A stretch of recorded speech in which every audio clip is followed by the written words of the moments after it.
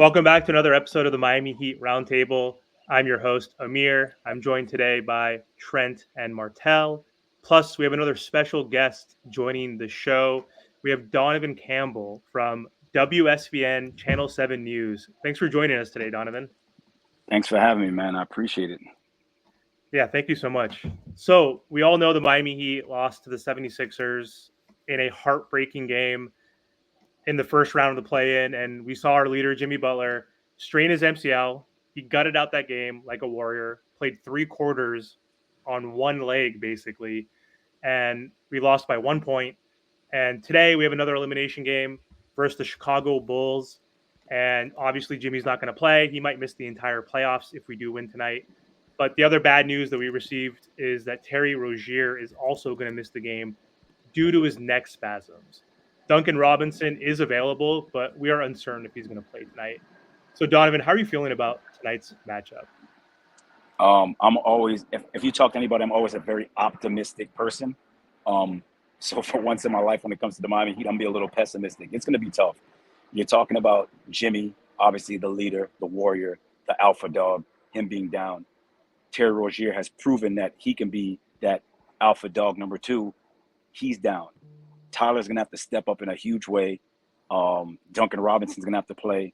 Bam Adebayo, the only All-Star on his team, is gonna have to step up in a big way. But even with the guys that will have to step up, I think Chicago wants them so bad for what happened last year, and it's going to be a tough sled. No, Kobe White will not score 42 points on the Miami Heat defense, but I think DeMar DeRozan is going to go off. I think he remembers last year's loss to the Heat that kept them out of the playoffs, and they want blood. So that's just my honest opinion. So then, where do you see the Miami Heat going forward? Because let's say they do lose tonight, how do we improve this roster with Jimmy Butler getting older? Tyler Hero, he's missing a lot of games, the lack of size. So, what are some of the improvements that you would want to see going forward with this Miami Heat roster? I mean, it's going to be tough. I mean, let's call a spade a spade. For this team to improve, there's going to be significant trades or some upheaval that has to be done for this team to improve. I mean, last year, let's not call it that. Everybody know that was a very improbable run they made last year with the squad they had. Some of those guys are gone. Obviously, Gabe Vincent and Max Strus, they're gone. But you got Terry Rozier. You got guys to me that can score even more points than those guys that left. But it's just a different team. And sometimes when it's not working, you gotta rebuild. You gotta fix it. Like you mentioned, Jimmy Butler is getting old. Is he a dog still? Yes, but Jimmy Butler is getting older. Um, I think there are going to be some significant trades, and I hate it, but it seems like Tyler's name's always brought up in every trade. I'm sure he's got to be tired of that as well. I'm sure he might say, you know what, guys, all right, let's move me now. I'm tired of y'all always throwing my name in every trade that comes up or any big name comes up. My name's always in there because I'm the young stud, and I don't know him and Jimmy's relationship or whatever the case may be, but where's Jimmy going to go? I think Jimmy's here to stay. And I think Jimmy is the heart and soul right now of this team. Yes, Bam is the nucleus because he's the younger guy, but I think Jimmy is what makes this Miami Heat team run. That's just me personally. So, nice to meet you once again, Donovan. You brought up Tyler Herro, and I agree. He's always in, trade rumors and brought up in the trade speculations and whatnot. If you didn't know, I actually want him off my team. I can't stand Tyler at all, and his performance last game just did it all for me, and I'm sick of him. So I'm open to trading him. But do you actually think he has trade value out there, and for specific reasons? Because Tyler has been missing several playoff series. We went to the finals without Tyler. Even in the regular season, he's very inconsistent, very up and down. His stats throughout the playoffs when he was playing, he's only averaging 14 points a game. And then last game he shot 9 for 27. Now, yes, I give it to him. He kept us in the game in the fourth quarter, but the dude still shot more field goal attempts than points, which is just terrible to me at that, like 33% from the field. So do you think there's actually trade value with his play in the playoffs, not really the greatest, and him in the regular season staying around 20 points a game, and him not having much moves, shooting fadeaway shots all the time? His handles aren't the greatest. Like his skill set is still not developed. It looks like it's just standing still from each year. So is there trade value for him? And who would you want to trade Tyler to improve this roster for? Yo, Trent, how you really feel, man, about Tyler Hero, man? What Tyler do to you? Man, I'll tell you this, man. Tyler been stressing me out all season. um, I think with him being still young, and he is a scorer, he can create his own shot at times. Yeah. I think there is value for him. It just depends what the Miami Heat seek. You know that Pat Riley always goes big whale hunting, as he likes to call it. So I don't know if you're going to be able to secure the big whale for Tyler Hero. You know, but I think Tyler might want to change. Who wants to hear their name in trade speculation every season? Last year it was all about Damian Lillard, and that didn't come to fruition. It seems like the Milwaukee Bucks just came right from up under the Miami Heat. It's like, oh, let me get that. But that didn't work out either. You know, Nope. you see that Damian Lillard isn't happy in Milwaukee. I mean, I think Portland might be a better situation or a better city than Milwaukee, just me personally. So I think Damian Lillard is not happy in Milwaukee, and I don't think they're going to win with Damian Lillard there. So therefore, Damian Lillard might want out as well. Maybe that's a exploration moving forward. Tyler Hero now for Damian Lillard. Tyler going back to Milwaukee, where he's from Wisconsin, of hour or so from the Milwaukee area. That might be something that they might want to try. Who knows? But if there's a will, there's a way. NBA, I've seen stranger things happen. Who would have thought Chris Paul would have been on the Warriors? Things happen, and I think there's going to be value for anybody of his skill set and him being still young, relatively young, and everybody knows that he can put the ball in the basket. And then I'll put a part two to that, Amir. So outside of Tyler, I love Jimmy, but he pissed me off this season. He really did. He load managed half the season, and when he was out there, he wasn't trying, and this is why we're in the position where we're at. 2 years back into the play-in, unfortunately, he gets hurt during the play-in. But we would have never been in that position if he was trying. Now, if you look at his contract, we're about to pay this dude $50 million for a player that's 35, 36 years old, that's coming off now an MCL injury, which thank God it's not an ACL injury, because then that would have definitely affect us heading into the next year. But it's still going to slow his offseason routine down and stuff like that. Now, obviously, the front office is not trading Jimmy. This is a question specifically for you. What would you do with Jimmy with him load managing half of the season, which he's not trying? And this is several seasons now, so it's not just one season. And with that big contract, paying 48, 50 million for the next couple of years, do you want Jimmy? Do you think it's time to rebuild and stuff like that? Like, what would you want to do with this dude, Jimmy Butler? Because I don't think it's changing anytime soon of him load managing in the season. Well, I mean, I think you kind of answered your own question in the sense that if he's be garnering $50 million, who's going to want to trade for that albatross of a contract and him being also 36 years old? But Jimmy fits that mold of Pat Riley. Pat Riley was the kind of player Jimmy was, that in your face, I don't care what you think. Hey, what you going to do about it type of player. So I think Pat Riley does love Jimmy Butler, and I don't think he's actually shipping or shopping Jimmy Butler. If Jimmy Butler wants to go someplace, maybe that's a whole situation. But I don't know if teams or general managers would want to take on a Jimmy Butler. Anywhere Jimmy has been, Jimmy is the antithesis of a antagonist. He will antagonize whomever opposing players. Jimmy Butler is another Draymond Green. He's the guy you want on your team, but the guy that if you're playing against him, you can't stand him. Me personally, I love Jimmy Butler. I have a great relationship with Jimmy Butler. I'm cool with him, but I know how Jimmy is. You rub Jimmy the wrong way, Jimmy gonna look at you like you're crazy, and he's gonna get in your face. And that's just who Jimmy is. And they have to either the Miami Heat deal with it, or they have no choice but to deal with it. When you think about it, where's he gonna go? $50 million next year, he's due at that age. Who's gonna trade for that? Unless somebody is really, really in desperate of bringing in a alpha into their locker room to shake some things up to make that team get over the cusp. And if they think Jimmy Butler is the guy that can get them over the cusp, maybe then they can do that. But I can't see that just happening right then and there. That's just me. Yeah, I agree. Like, I think we're not gonna extend his contract, perhaps, because he didn't have the opportunity to show us that playoff Jimmy is a thing, right? He kind of did show us in the play-in. I think before he got hurt, you saw him really active defensively. I think the barometer of is Jimmy trying, is he getting to the free throw line? Like, does he have a lift on his jumper? Like, is he in the passing lanes getting interceptions, deflections? We saw that in the first quarter.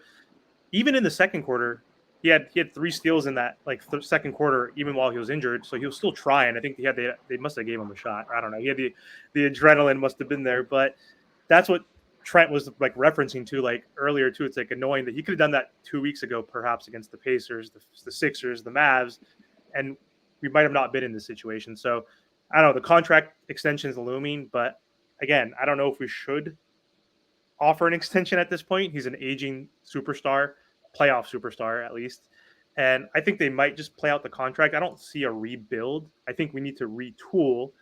And the question is, can we get a real superstar, a real number one, like a Donovan Mitchell, if possible?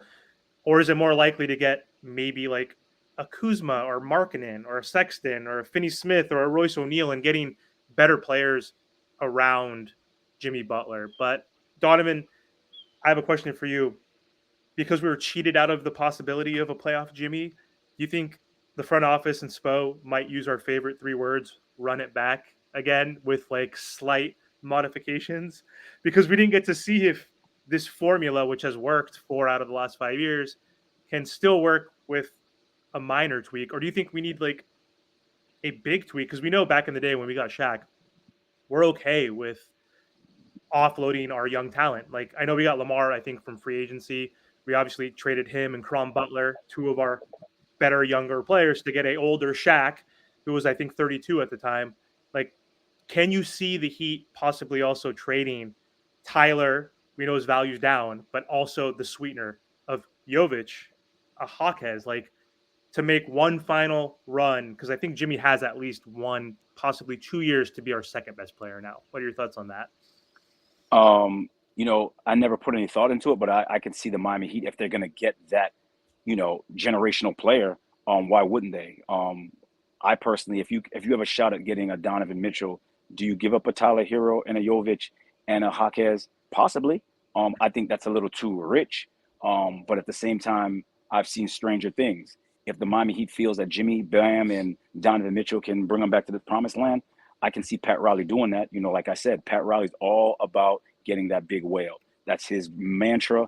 This whole run it back thing, run it back didn't work out. Now, I don't see the Heat even getting to the finals. So that's not going to happen. And if they do get past the Bulls, I just think the Celtics, another team that wants blood, especially if Jimmy can't play, the Celtics definitely want the Heat. I promise you that right now, Jason Tatum and Jaylen Brown are praying that the Miami Heat win just so they can play them to do damage to them. I promise you. So I can see Pat Riley making that move if it's available, but I just think it's a little too rich to give up all three of those pieces for one guy. So it'd have to be a little bit better for Pat Riley. Pat Riley is like the ultimate wheel and deal guy. I just gonna see him losing in a trade unless, Jimmy's just totally unhappy. He goes to Pat like, yo, get rid of these cats. I'm good. But I really think they do like Hawkes. I can see possibly Jovic and Tyler for something special, but I think they really do like Hawkes to be that guy moving forward. Because remember, Pat Riley doesn't really like rookies, and it seems like they made that work. I think he was an older rookie at that, and they made it work. So I think that could be a great scenario because you just mentioned three pieces that could definitely lure a lot of teams into like, yeah, I can work with that. Yeah. It's like, I don't necessarily want to add both of them, Jovic and Jaime, but if you can keep Terry Rozier and you have Rozier, Bam, Jimmy, and a Donovan Mitchell, if you can get the numbers to work somehow, I would be more open minded. But I also think it might be a little too rich because you're completely mortgaging the possibility of like having those two young assets play with your core, which is Tyler and Bam, which is your next build essentially once Jimmy retires. So I agree. And you're also hoping that, with those four guys you mentioned, is one ball enough for those four guys? That's a lot of guys and one ball. That's all I'm saying. I will say this, Donovan, but we don't have to deal with Tyler because Tyler needs the ball in his hand. All those other people, Terry needs the ball in his hand too, but at least he's more of a veteran in this league, has dealt with being on other teams. Trust me, he has his problems with Boston and Charlotte and stuff like that, but you could tell he's grown into himself. If you notice with Terry and Tyler on the court, it was hard to work both of them at the same time because Tyler needs it. Then Terry, he's trying to play off ball, but they couldn't, play their best ball together. And then we could never see it for a full season because Tyler was always hurt. But anyways, as you can see, I can't stand this dude Tyler. But I keep seeing you said something that caught my attention about Jimmy Butler. You said you had a great relationship with him. Now I'm not gonna ask anything too personal with it, but if you have talked to him recently, probably not before the injury or after the injury, whatever it is, how was his mood like, his energy for like this whole season, like, when the Heat were struggling, went on the 7 game losing streak, then they went on win streaks and they had up and downs with injuries. Like, was he always confident in this team? Like, I'm sure he was, but like there had to be in some doubt. Like, he's declining. I don't think he is gonna think that, but I think on the court he's declining. I think it's obvious. But like, was the energy always good? Like, was the spirits good around this Miami Heat team? When all right, let me clear that up. When I say Okay, great relationship, okay, my great relationship is more of like in a space when I see him, when a lot of guys, when you're not talking about basketball, they can be very standoffish. So when Jimmy sees me, whether he knows my name or not, it's always very cordial. What's up? We talk, things like that. Where he can just be very standoffish to other members of the media, where like, why are you even talking to me type of thing. He's never like that with me. So it's like we don't really have personal conversations outside of, you know, that. But when I do talk to him, he's always very confident about this team. He always is very confident that this team is going to ride on his coattails and get to the promised land. I think he has the utmost confidence that playoff Jimmy, if there is such a thing, is always going to arise to the occasion, and he's going to put that cape on, and everybody's going to ride with him. He's going to be Batman and have his four Robins on the court with him. That's how Jimmy Butler. That's his mindset. This is a kid that had to go to JUCO, Tomball, Texas, all that. You know the story.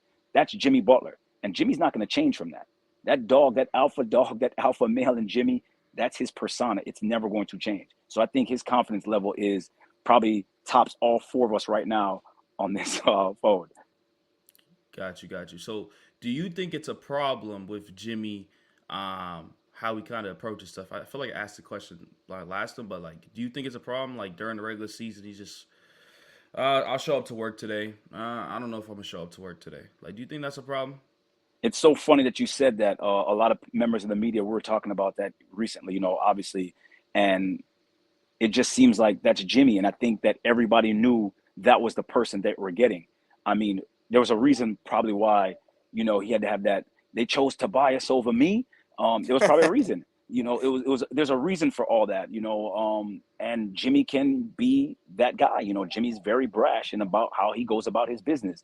I mean, the fact that Jimmy Butler was willing to, I don't know the intricacies of the dust up with him and Udonis has him. I mean, one of these days, hopefully UD will tell me, after he's removed, well from that realm. I definitely want to know the backstory on that because, UD, that I can personally tell you that I definitely have a good relationship with that guy. Maybe one day he'll tell me what happened because I would love to know. For a dude to stand up to UD like that, I'm not saying that he would have won that battle, but the fact that he did, that just shows you what kind of dude Jimmy is. And I think everybody knew that and knows that on that team. Interesting. Gotcha. All right. Well, listen, Donovan, thank you so much for coming on. But before we close up, just going into the future, like I said, do you think also that Bam Adebayo, like he has to do so much for this team? Who's like an ideal four or maybe a backup five that we can put on this roster to help take some of the offensive load and defensive load? Because like I said, he has to do so much. He's guarding 1 through 5. He has to rebound, protect the rim, and then they want him to also drop 25. So how can we take some of the pressure off of Bam Adebayo? I mean, either they find a diamond in the rough, like some teams do in this upcoming draft, which I'm sure is going to be trying to find I don't know, a chlorine speck in my pool, what I'm looking right at, but it's going to be tough. No one's trying to give up, decent big men. They're not going to fall off a tree, and everybody's going to have all the skilled big men are going to be in demand. That's why Bam is so important and so intricate to this Miami Heat organization. He's an Olympian. So as far as them getting somebody, um, whatever free agents are out there, I'm sure Pat Riley's going to try to chase them, and I wouldn't see why they wouldn't want to come to Miami if the money could work. What would the Heat get rid of? Not sure, but who wouldn't want to come live in South Florida? No state tax, and look, I'm standing outside right now, and I'm okay. How many people can say that throughout the country, in April? Not many. So I think that this is a very, very lucrative place that people want to come, attractive to many athletes. And if they're available and the money's right, I can see them taking a little bit less to come here in South Florida.